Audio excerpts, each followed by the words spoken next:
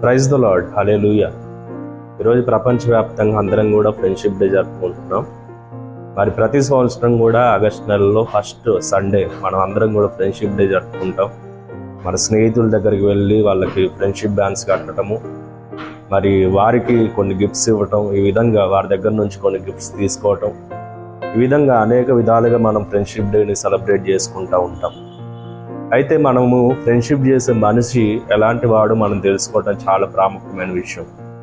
మేలు కోరే స్నేహితుడు ఎప్పుడు కూడా గాయాలు చేసేవాడిగా ఉంటాడు. పగవాడు లెక్కలేనన్ని ముద్దులు పెట్టుకునేవాడిగా ఉంటాడు. అంటే నీ మేలు కోరేవారు ఎప్పుడైనా కానీ నువ్వు ఒక చెడు మార్గంలోనికి వెళ్తుంటే, నువ్వు చెడు మార్గంలో నడుస్తూ ఉంటే, చెడు పని నువ్వు చేస్తూ ఉంటే, ఇది కరెక్ట్ కాదు, ఈ మార్గం నీకు కరెక్ట్ కాదు, దీనివల్ల నీకు నష్టం కలుగుతుంది, దీనివల్ల నీకు కష్టం వస్తుందని చెప్పేసి ఎప్పుడు కూడా నిన్ను గాయపరిచేవారిగా మేలు కోరే స్నేహితులు మాత్రమే ఉండగలుగుతారు. అలాంటి స్నేహితులు నువ్వు కలిగి ఉన్నట్లయితే వాళ్ళని ఎప్పుడు కూడా నువ్వు కోల్పోవటానికి వీలు లేదు. అదేవిధంగా నిజమైన స్నేహితుడు విడువక ప్రేమించును, అటువాడు దుర్దర్శలో సహోదరుడుగా ఉండును అని దేవుని వాక్యంలో మరి దేవుడు సెలవిస్తూ ఉన్నాడు.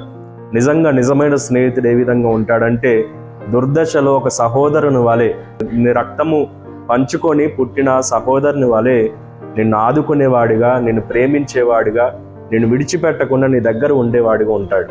అలాంటి స్నేహితుడిని కనుక నువ్వు కలిగి ఉంటే అలాంటి వారిని ఎప్పుడు కూడా విడిచిపెట్టకూడదు.